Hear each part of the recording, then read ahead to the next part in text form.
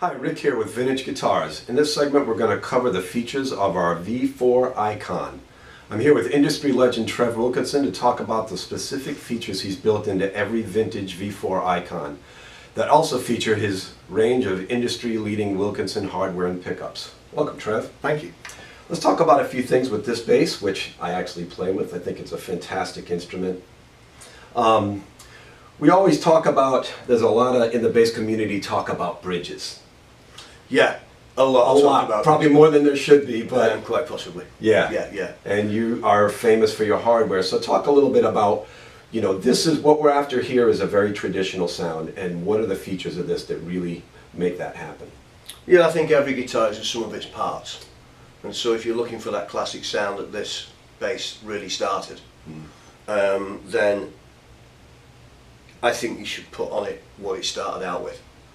And if somebody wants to change it, that's up to them.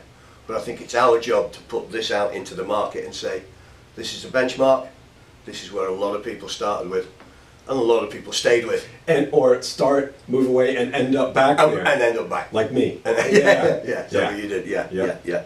So this is an absolute replica of what the bridge would have looked like on this guitar in 1954, 1953, whatever. Barrel brass saddles, very simple. Again, Coro stamp steel base plate. There is a belief, and I have no reason to discount this, that part of this tonality obviously comes from that coupling of the strings, and it also comes from the slight flex that you get from the light gauge Coro steel. That's a difficult thing to prove. Yeah. But if people are thinking that, and that's the way it is, then let's do it right. Oftentimes people that use those bridges talk about how punchy it sounds. Yeah. That translates into recording and the way it sits in a mix. And in every single instrument, stringed instrument, you're talking about connecting the strings to the body. You're talking about the coupling of the vibration. Yeah. This much overused word sustain that we use. And you've got people putting pickups in guitars because they sustain. Well, sustain actually means how long does that string ring for? Yeah. So if that string can't couple and it doesn't ring, you can put any amount of pickup you want in it. It's not going to sustain. Yeah. Simple as that. Yeah. So you've got to get the basics right. Yep. Speaking of pickups, what do we have here as far as magnets and style of pickup? Again, classic 42 gauge electrosolar wire, wound around 5mm Alnico 5 magnets.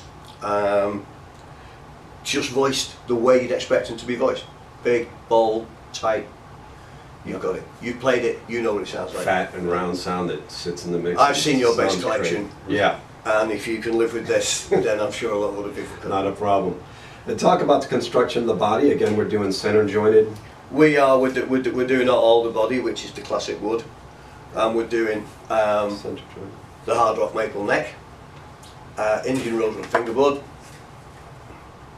Obviously we've got our vintage headstock on it. Yeah. And my elephant ear tuners.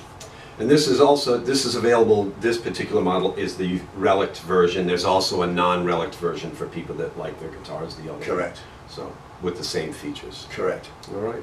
Thank you for watching. For more information, visit our website at vintageguitarsus.com.